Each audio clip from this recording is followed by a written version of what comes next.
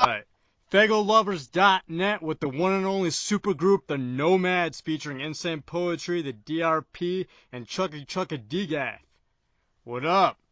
Yes, sir. Yes, sir. What's going on? Oh, man, just chilling out, How you man. doing there? 3 MCs, 3 time zones. Yeah. Right. Right. Mountain time, Central, and West Coast, Pacific. Yeah. Pacific. So, yeah. Pacific time. Let's get into this. Can all three of you define your own version of hip-hop in your own words and what the genre represents to you today? Who wants to go first on that one? Yeah, go ahead. You go right ahead there, DRP. All right. Well, hip hop to me is it's a lifestyle for the most part. You know, it's not just about who's got the most gold and who's got the most swag and stuff like that, but it's like you live and breathe it. You know what I mean? Like it's all together. It's not just the rapping. It's not, it's b-boying, it's rapping. It's the whole culture. It's the art. You know what I mean? To me. So, I mean, I grew up, obviously I'm an old cat too. So we grew up with the golden era of it. So, I mean, I love everything that's even out. I like to see what it's changed into, but I like the people keep the roots to it. Like with metal, everyone still listens to Iron Maiden, even the young kids. I want the young kids that are listening to the new music still to go back to the golden era of hip hop, and that's, you know what I mean. That's the way to keep hip hop alive, and that's what hip hop means to me is the history and the culture. Great answer. Yeah. Well, you probably answered it all for us right there, brother. All right. Well, if you guys got anything you want to throw in, feel free. Well, from my point of view, it's just being able to have been able to see the difference when of what hip hop was then and what it is now. I believe it still exists. I mean, obviously we're doing it, and so it definitely exists. The thing is, popular music happens to be what's in with the kids. So it's really, that's why I don't really pay attention to none of that stuff. That's why it was probably easy for us all to do this album together, because we all have that same feel about hip hop. It doesn't have to be something super radio. It's how you feel. It's a thing that brought three guys from three different parts of. Me and Chucky are from the West Coast, so we got that vibe. And DRP, he just loves hip hop to death. You can tell that he's a punk rocker. So all that together just made it feel good. It was a feel good record, man. So I think that's why the record sounds the way it does. So I don't know if that answered the question, but that's how I feel about it. Yeah, you got into depth with what you wanted to focus on. That's creating hip hop, So I got what you're feeling. That's right. And what about you, Chucky Chuck? Yeah. See, I think the guys hit it pretty good, and I'll just add that I think it's like it's a form of creativity to get your inner thoughts and what you believe in, or just how you're feeling that day, and you could put it on a song. If you're feeling happy, you could rap about happy stuff, or if you're feeling sad, you could rap about sad stuff. It's just like a total platform to create, and definitely it's been from breakdancing with the B-boys, DJing, emceeing, and graffiti. Somewhere down the line, it seems like it's getting lost with baggy pants, whack raps, just whack shit. I don't know. So I'm glad we got to get together and keep it to the core of what hip hop really is, and that's just, expressing yourself. Right. I fully agree with that. And But I can't hate on these. Oh, go ahead. I can't hate on these kids because that's what they're doing. They're doing this. They're expressing themselves too. So I don't dislike what they're doing. It's not them. It's more of who's pushing what agenda. Because it's obviously in a bigger platform that's pushing that main agenda to push that type of music. We come from an era where you could hear Kid and Play on at the same time as you hear NWA, you might hear KRS-One, you might hear Kwame. You might hear Redman.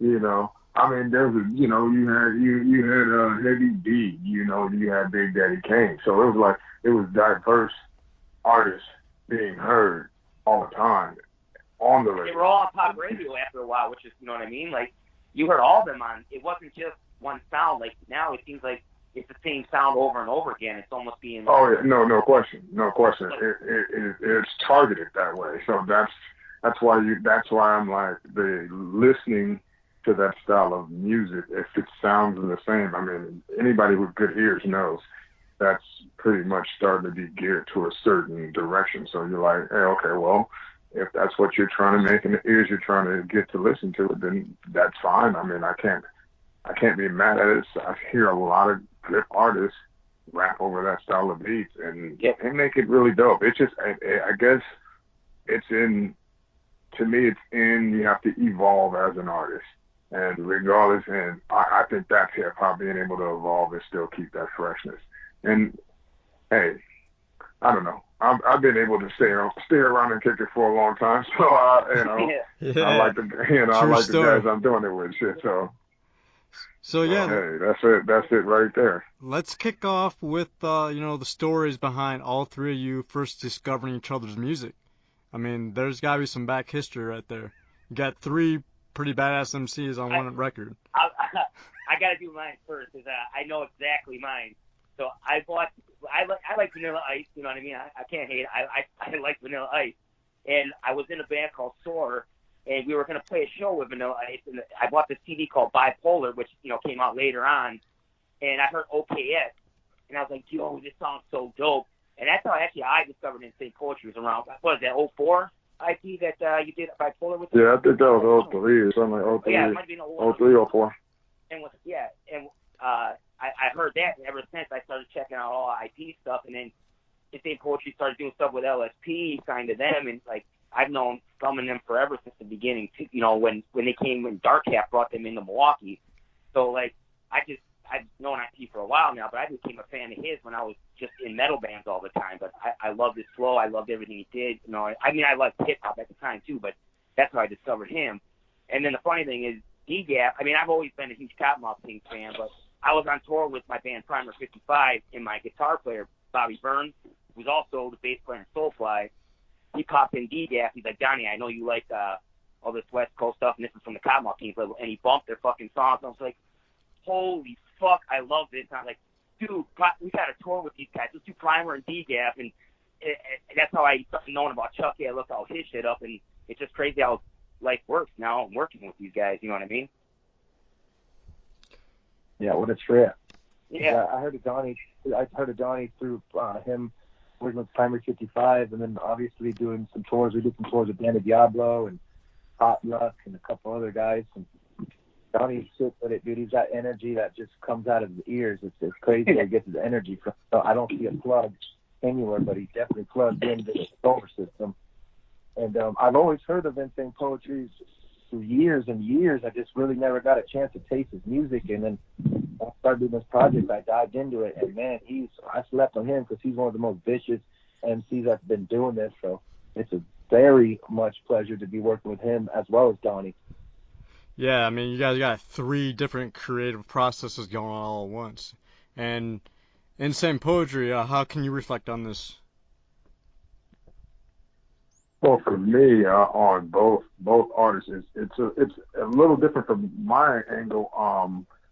I met Donnie through Scum, but I was hearing about Donnie. Donnie doesn't know this, but I was hearing about Donnie and DRP, and hearing him in Milwaukee back in the day with Mars. I don't know how long ago was that when you were doing? Was it the raid down there, bro? Yeah, that was probably 07, 08, because I've known Marsh for about 10 years now. That's probably around the same time. So that is right around the same time. So I had been hearing about you from way back then, but when we started, when Scum started getting some light in the Wisconsin area, is when I was able to start getting out there, and that's when I started seeing you at shows. And you guys would redo the Jump Around song, and I was loving it because that was one of my favorite chicks in the first place. You know, it's just so hyped. And it was just like, I always liked that. And you and Rick would be up on there. So I always, you know, I had a kinship to you guys and stuff like that. So, but it was actually, I give the DRP, man, I had been hearing about DGAF ever through the Cottonmouth Kings, but I had no clue or whatever because I was like just totally in a whole other different bubble by the time I left Cali. So actually, when you said he was going to be a part of the project, Chucky, I just started listening back and I was like, okay, Chuck is a part of that culture. Okay. I'm like, Chuck is a real West Coast dude. I'm like, okay. And, you know, so I was amped about it, but the real deal, Chuck, don't take this the wrong way, but I think you're the best lyricist out the crew. That's just my opinion. So I'm not trying to rub your eye. I just think you have the best. You have the best. You know, the best flow out the crew. I ain't no hating on the other parts. I fucks with how you get down. Maybe that's because I worked with you, but I like how you get down, bro. So yeah. That's real shit. It feels authentic, you know what I mean? So that's what I'm saying. Great conversation, guys. I'm loving it. This is badass. So, is the concept behind the Nomads as a group simply take hip-hop back to its controversial roots to begin with? Honestly, when we all came together, we had no idea what our concept was. It turned into a concept album because we just vibed together the first day. The first song we wrote together was Pocket Change, and we're like, hey, let's bring it back like old school. Like we rap over each other. We split bars. We don't just do verse, chorus, verse. You know what I mean? Back and forth. And it worked together because I think we already knew we've got that feel, and we all have this. Even though we come from different backgrounds of the music world, you know what I mean? Like we have the same mentality with emceeing and hip hop and stuff like that. And it just became like we all love music so much. You can tell every time I listen to the CD, I mean, obviously, I helped create it, but I love the fucking CD. It came out so dope, and we had no idea what it was going to be. We had no idea what the name was going to be. It just clicked in the studio. We were in the studio together for a week, and it fucking clicked. Well, yeah. A week in Milwaukee? I have to firmly agree. Me too, I agree. Yeah. So that would have been one full week in Milwaukee, all living together, pretty much? Well, Chucky had his woman. She was pregnant at the time, so they stayed at a hotel, and me and IP stayed at my house, and then we all just met together every day at the studio. Well, damn, in a week, man. Wow, that's impressive. Yeah. So we had no verses written, nothing. So, DRP, it was your idea from the get-go to get this group together? Yeah. It actually started with I've been wanting to do work with Insane Poetry forever and Chucky, and I called Insane Poetry, I think, probably 3 or 4 months before. I'm like, hey, it started with, I think I want to do a track. We should do a track together for my album. You know, it's like, no, I think I want to do a project with you. And then I threw it out to Chucky. I'm like, hey, Chucky, I'm working on this with Insane Poetry. Would you be interested? And me and Chucky wrote a fucking couple songs together, but it had never been released or nothing. I was like, I really want to do something with you, you know, together. I was like, this would be the perfect opportunity to do something. I was like, would you be down? And I thought Chucky'd be too busy and stuff like that. When he said yeah, I was like, yes, pull the trigger now. I tried to make it happen right away. Well, there we you go. asked me a perfect time. The stars aligned and the universe was aligned. Right. Yeah. You can hear it in the music too. Yeah, for real. Yeah, you definitely. That's why I believe in it. That's why I believe the record sounds the way it does, because, you know, even just like what Chucky says is, man, you caught him at the right time, you know, and that's I feel like that's what made the magic happen. It was bomb. So, can we get into what was going on in your personal lives that influenced the writing process, briefly? You know, I was smoking a lot of weed, drinking a lot of beer, and I was popping a lot of pills, and I was smoking a lot of coke, and, you know, just doing a lot of drugs, man. And I'm just kidding. No, I think for me, writing processes vary on projects. So when I'm doing it by myself, I have my own little method to my madness. So I do my little thing, and then I kind of take a different approach when I'm writing with other people, because they have ideas, and obviously when someone spits a dope verse, you can have something written. Like there was a couple times when we were making this record that like Donnie would go in. I didn't have my verse written, but Donnie would go in and spit his verse, and I'd be like, oh man, I got to redo my shit. And then Insane Poetry would do his verse, and then I'd be like, oh, I got to redo my shit. So it's like we set each other up, you know. So it's just it's fun. It's fun work for sure. Yeah, you guys are playing off each other's words. Yeah. Oh, absolutely. We were all like, it wasn't even really, you know how a lot of MCs like a competition, it wasn't like that. It was a total group mentality where it just felt like, oh man. And the thing was, this one guy would be like, I got an idea for this chorus. He'd go in and be like, fuck yeah, and we'd write along to the chorus. And then one guy would be like, hey, I got this idea for this concept for this song. Fuck yeah. And it just clicked, you know what I mean? Like, we all just vibed the fuck out of each other. And honestly, with those two in there, it made me want to it just made me want to be where they were, you know what I mean? Like, I want to be part of this. Even though, we brought it all here, it was like, it just became this group mentality. It wasn't even about individuality, making it like, oh, this is just Insane Poetry's, song. Oh, this is just the DRPs. This is just Chucky's. It became a group, and it happened really fast. You know what I mean? Like, there was no kind of writer's block, nothing like that with the album. It just flowed through really good. And honestly, I gotta give a shout out to engineer Kyle, because he fucking did a lot, produced a lot for us, and he kept it really smooth with everything too.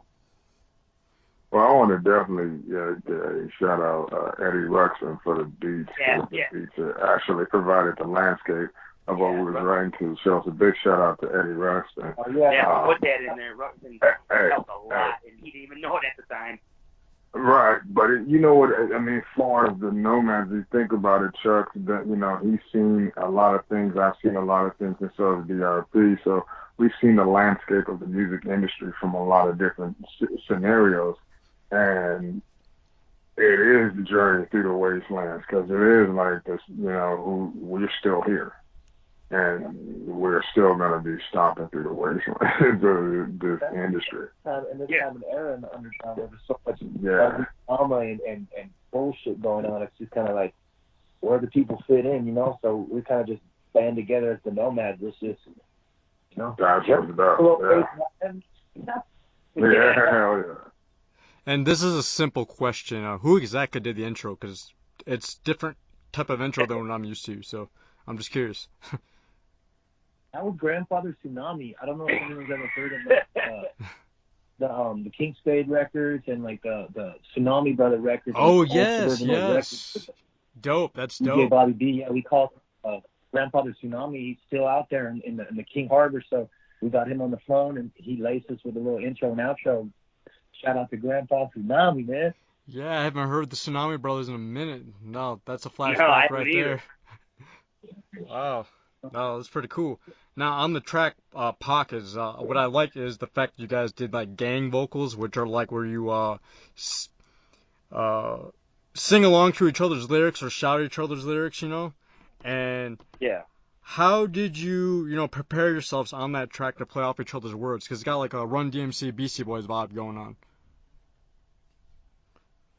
Well, Donnie, we all kind of took turns, and like we'd write down on pieces of paper like what words we were saying, because sometimes when you're listening to music, you don't know exactly what someone's saying. So we had it all written out there, and it was done really smoothly, and it was kind of like effortless, to be honest, from my standpoint. It just was all just happened and lined up perfectly. So we'd write down what we were saying, and then one person would go in the booth and ad-lib it, and we just go over it and catch the vibe, man. That's how I think it went down.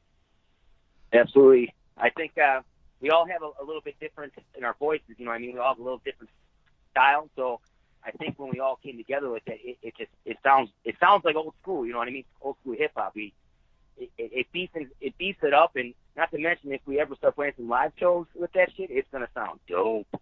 Yeah, because like right. I believe that thing. You guys shouting each other's lyrics together on point, like it just everything came so smoothly for the track. It's one of my personal favorites, and the fact you guys did that together, very professional, like mad props. Thanks, man. Yeah.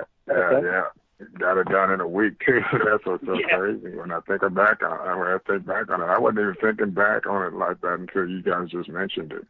And that's like crazy when I listen to the album and it's full. Shout out to Kyle. But getting it put together, putting the Maserati together. Hell yeah, man. That was stressful too. A lot of work behind the scenes. Like when you go, the MCs are going there and lay the tracks. That's like pretty much the easy part. The hard part is getting it all mixed and mastered and sounding super proper. And shout out to Bob. Yeah, it sounds super clean for real. Absolutely. Carsten, thanks. I'm at the studio right now with him at Nat Science Audio Lab. Oh, okay. We're about to start the Snake Dogs record, so. Yeah, so this is pretty cool, man. The fact that there's a reunion of DGAF on the track Ready for War. So this is more for a question for Chucky Chuck, which Insane Poetry and the DRP can, bring forth their own thoughts too. But, within Ready for War is, as I said, the reunion of DGAF. The excitement that emerged within the underground because of the reunion. What are your thoughts on that, Chucky Chuck? Well, I think it's fucking dope for sure. That song was made. I kind of wrote that hook for the DGAF second album, which was going to be called Round 2.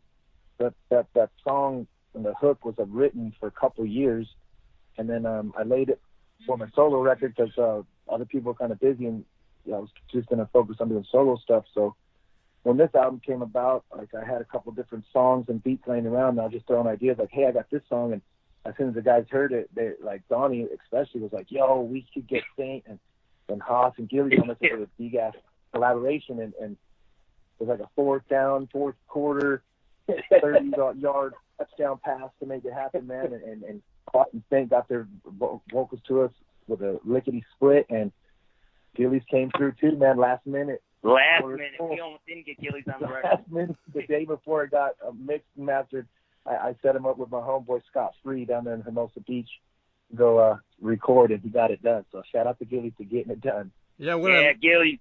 Oh, go ahead, man. Were you talking? Oh, I thought he was getting ready to say something, but never mind. But what I like about the track is, like, you think it's about to end, and then all of a sudden Chucky Chuck just, shouts out it's not about to end, and then Saint Dog just comes right in and just murders it. It's fucking fresh. Yeah, Saint Dog's verse is dope. Yeah, so it was militant. He tells it.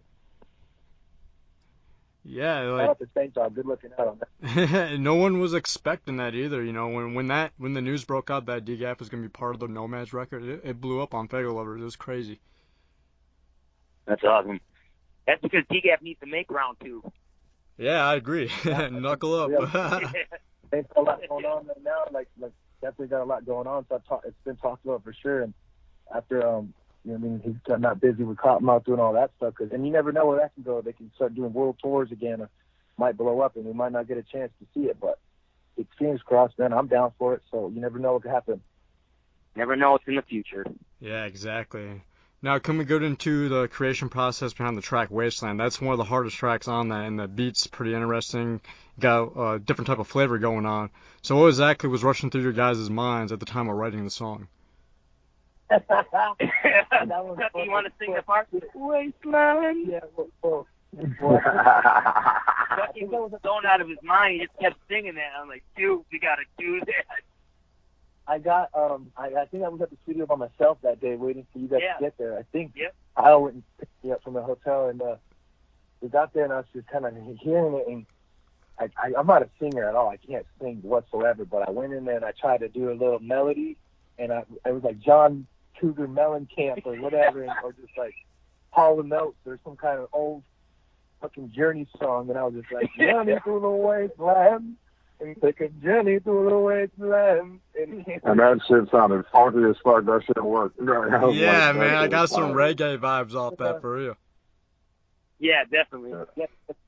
And then kind of set up to, like Insane Poetry was saying about this wasteland of the underground, and this music scene is just treacherous. We've all been around for so long, and I've been through like every level of it, to touring in a big bus with a fucking sellout shows, to touring in a rent-a-car, to 200 people at the most, or even 10 people or 20 people. So it's just like a journey through the wasteland. I've seen all that shit. So not to mention all the things that come along with the music world. You got shady people. You got fans that don't understand that.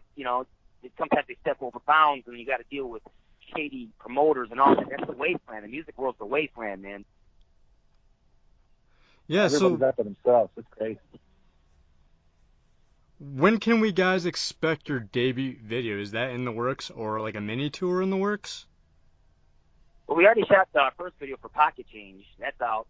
And then we're talking about, sometime this summer, because Insane Poetry's touring all the time. Chucky's working on something right now. I'm busy running the label. But I'm working on changing diapers as we speak. Yeah, he's got diapers to change right now. Keep him busy. But I told him I really wanted to shoot a second video, but I want to do it in like Cali, get that Cali vibe for one of the songs, and we all come out there and do it. Right. Yeah, Pocket. Yeah. Okay, now I remember that it came out recently. I don't know how I missed that, but yeah. So yeah, second video could be possibly in the works. That's pretty cool. Do you guys got a track picked out? I have an idea. I think we all got to still talk about it, but my idea was Sip That Smoke That for it. You know what I mean? I think it'd be dope, but we'll figure it out, I'm sure. What do you guys think? I like how we're talking in an interview about what song we should do next. Sip That Smoke That. I like that one. All right. Yeah, there we go. Some laid back flavor. Yeah, that West Coast vibe. That's another Ruxpin produced song too. He killed it with his production on that, on all the songs. And you know what? That's actually Ruxpin on the hook saying "Drink That Smoke That." Is that really? I didn't even know that. Yeah, that's it. That's awesome. Finding out stuff in the middle of an interview. Always exciting. Yeah. We're discussing battle plans with you, and So yeah, let's reflect time on the studio and watching each other kill lyrically in the booth. And how satisfied are you with the final outcome of the record? Me, I'm 110% satisfied. I'm still blown away at how, like I said, how fast it happened and how good it turned out to be. So for me, obviously, I'm going to say 110. I'm tickled pink. I bump the record all the time.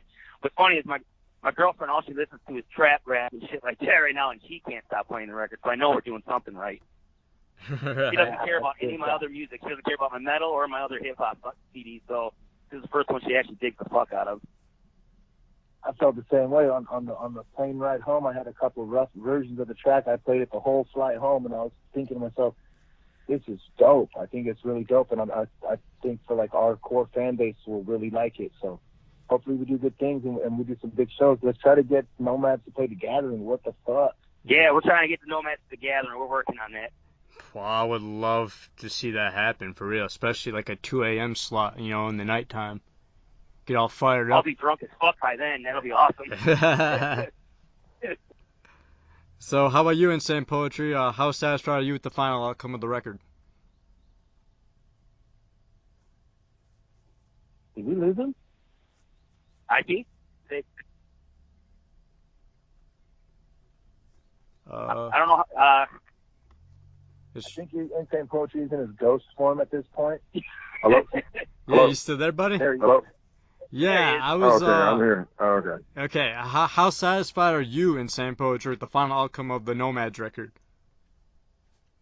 Oh, very satisfied with the record, man. Like Sip That Smoke That. That's my record right there. But there's different times where I like different songs. I like the record. I just like the record completely, and I play it daily.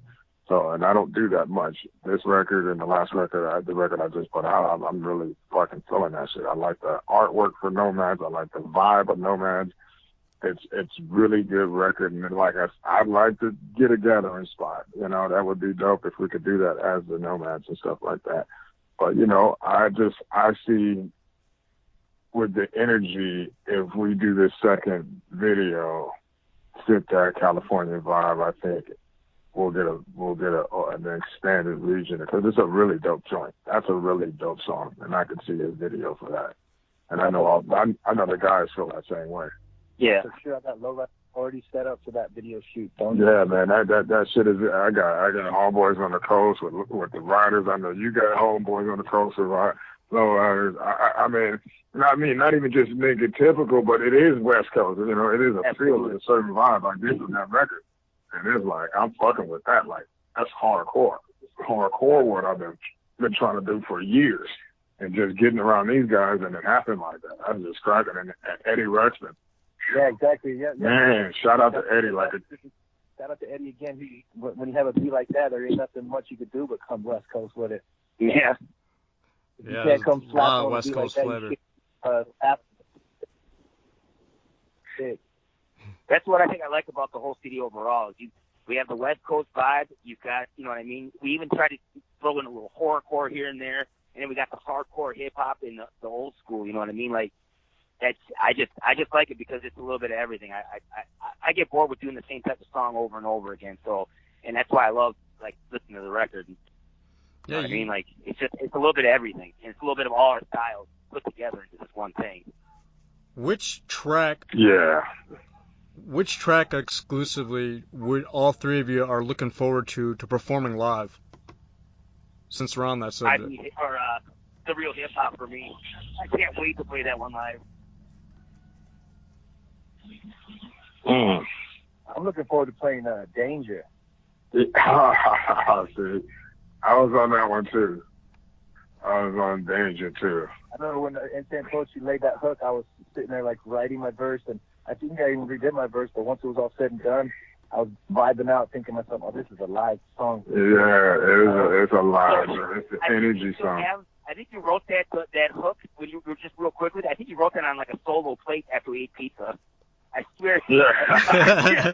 Right. What kind of pizza? Like, this is what you can see right here. I'm like, solo plate. So I went in with a solo plate, wrapping the back parts of it for his background for his chorus. Right on. Yeah, but I feel the same way Chucky do about that. You know, it's the energy of that track, and you know, obviously the hook had that energy, and it was just like, and it was like after I was sick too. So it was like the first day after I was sick, I just wanted to give that energy. That track just came out, and the energy from that track, man. That's a one. But still, even like I said, that smoke that done live is too, man. Once I can already visualize that shit happen. Fuck yeah, I can see that. Now, what I like about it is the final track on the album. You featured a lot of the Wisconsin cats on Bury Me in Blood. So let's get into how you decided to pick that on the Closure, and you know it's like a Force 5 Records like posse track pretty much. Yeah, originally I wanted to do like a cypher type thing, but then it just turned into like I wanted to like throw a hook in there and stuff like that. And we were actually listening to a bunch of me, Chucky, and Say Poetry were listening to a bunch of just different people doing, you know, I think what was that Yellow Wolf cypher we were listening to? And dude, IP it was a fucking kicking verse after that. What was that? A$AP Rocky's song called One Train. Yeah, and I was just like, dude, I just want to do something like this. Kendrick Lamar, Action Bronson, Joey Badass, Yellow Wolf, Danny Brown, fucking everybody.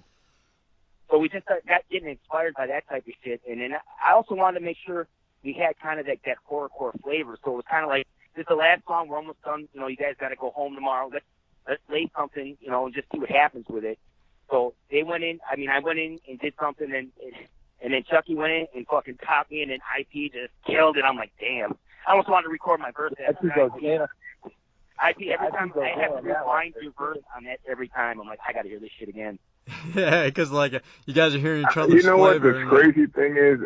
Shout out to Kyle again. I have to say this because you have how he was able to mix and to get the clarity in that. That's all important to get custody articulation, because if you don't, then, you know, you're like, it's a speed rap. So if you missed the articulation, you just lost in translation. So he did a good job with that. So I have to give him another shout out. That's real. That's real. And I like the finished product. Oh, yeah. Well, hey, Kyle, you suck, bro. Yeah. You didn't EQ the right frequency. No, I'm just bullshit. Good. He's back down to his regular pay again. So, let's see, man. Final question. Future plans of the No Man records. You know, what do you want to accomplish with the record this year, and what all three of you plan on accomplishing in the next decade? Well, with the Nomadz record, I want people to, you know, obviously, we do it for the love of it, but we also want people to listen, obviously. But I'm dying to play a few shows with the guys. The Gathering would be amazing. We're going to keep pushing for that. But I want to do a Milwaukee show, a Denver show, and a Cali show. You know, each one of our cities at least. Hopefully by the end of this year, you know, sometime. And then, you know, for the next decade, I just want to keep building Force 5 and what we're doing here. You know what I mean? And I want to keep seeing, you know, insane poetries with LSP, and I love LSP to death. I love to see what Scum's doing, so I'm excited for the next 10 years of LSP. I'm excited for the next 10 years of IP. Dude, Chucky has been, I love everything Chucky puts out. Like, he's put out this new video, and I can't stop watching that. So I'm excited to see Chucky's solo record. I'm excited to see DGAF performs. I'm just excited. Like, they're my friends, and I want to see my friends do good, and I got nothing but love for these guys. And the Nomads has been, even if nothing else happens with the Nomads, I'm going to be blessed that I have this record with these two guys. Oh, yeah. Yeah, I fully agree with that. I'm personally believe that we can do a lot more, because I think we actually have that vibe that we know we can go and put a record together and have fun and put the record together. There's no stress in that, no matter what, because it was fun to make the record. You just go back to that same principle. You know, it really doesn't take to be masterminds and all that stuff like that. It's just making shit people want to hear. And I think we all are capable of that, because we have the real core of it in our heart of why we do the music. So I think that's dope. So I think, like you said, I believe we're going to do some more music, if I have a say so, and it's going to happen. I'm just serious. I really dig the record. What I do see is, I hope some shows would definitely open up people to the music, and definitely would do that. I know Chuck here is a new father, and I'm supporting that first. So that's where it goes. That's where it goes with there. I'm down with whatever goes down, but this man's a father, and I appreciate getting to work with him before it happened and stuff like that, because we made magic happen and stuff like that. So hopefully we get to express it a little bit more to the nation, or out here into the wasteland, and bring them all out, But yeah, man, that's what's going on right now. I'm in the lab as we speak, working on I'm working on CJ Dye. I know he's in the mix. Me and him are doing a project right now, just a single and stuff. But obviously, I got the Team Guillotine thing. Shout out to my boy JP. The new Triple MFD album. I got 3 more songs with me and Scum are doing it. We're gonna drop that and tour that in September. I'm hoping that I can drop it, maybe an EP, a solo EP, before the year's out. That'd be fresh. And so man. I'm just working, just trying to increase whatever I did last year. I'm trying to increase this year, and the following. I'm trying to double that up. So that's where I'm at with. I'm constantly doing music. I'm mixing, mastering. Yeah, I'm busy every day. Yeah. All about the music now, Chucky So Chuck. for the next 10 years, I'm trying to get whatever I'm supposed to have in 10 years. I'm trying to get it in 5. So that's what's up. That's what's up. Right. So yeah, Chucky Chuck, what do you plan on accomplishing in the next 10 years? Well, the next 10 years, man, shit, I don't even know. I'll take every day as it comes, but Right. I'll tell you what, I got things set up to where I can make music for the rest of my life now. Because shout out to my fiance. I just got engaged, by the way, too. But Oh, congrats! Yeah, Congrats! Brother, hell yeah. That's real shit. That's good shit. Hey, when's the wedding, Chucky? I can't wait to get that free beer at the bar. Yeah, I think we're going to do it October 2008, so next year, 2019 October. So that's what's up.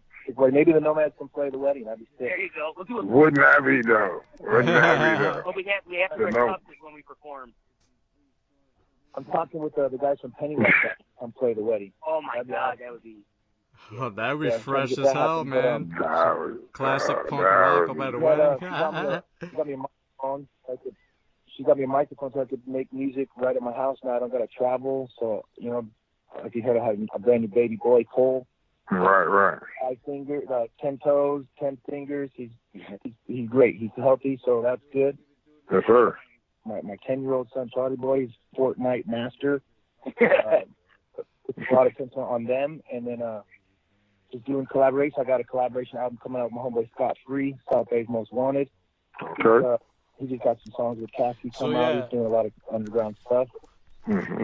And then obviously to do as much as we can with the Nomads. I'm down for whatever. You know, there's things called babysitters, so I'll fly out and we can get Right. And then obviously my solo record and maybe a DGAF round 2 reunion record, and you know, coming up with more merchandise stuff for the DGAF shit I got going on. And I'm actually in the mix of making a song for these dudes called the No Namers. Look them up on Instagram. They're a dirt bike crew that build huge jumps and jump over. The sky's the limit with those dudes. So I'm making them a track, and I'm gonna focus on making mad videos, singles, videos, and putting more content out there every month or so. So just gonna keep moving and keep grinding and journey through the wasteland. Hell yeah. Journey through the brothers. wasteland. Hey, salute for you guys all coming together and taking time out of your day for doing this interview. So, any final shots you like to do before ending this FagoLovers.net exclusive? Well, I'm gonna do this right now. I'll say, shout out to my brother right here, Donnie. Shout out to my brother right here, Chucky Chuck. We all know I represent LSP. Shout out to Force 5 for putting it, helping getting this together. All my brothers over at LSP that's supporting it. They all got support for it, so that's all good. Everybody I always like what Chuck, you just follow Chuck on his social platforms, but his Instagram keeps me cracking up. He's always got the fly new DGAF shit cracking up on there. So definitely support the man and what he's doing. You got mine. So I know that you got my support, big homie. Straight up. Yeah, likewise, man. Both you guys. And shout out to Donnie and St. Poetry, Nomads, everybody on Force 5, everyone on LSP. All my homies. Shout out to Eddie Ruxpin. Yes, sir. All the homies, man. South Bay, Redondo Beach. So everybody It is what it listening to this interview, make sure you check out the Nomads record. Don't sleep on the record. Every track is solid. You'll get more than your money's worth. I promise you that. So salute to you guys, and take care, and looking forward to what comes about in the near future between you guys. All right, man. All right. Thank you, Fago Lovers. Whoop, whoop. To the Juggalos. Yes, sir. Shout out. Whoop, whoop.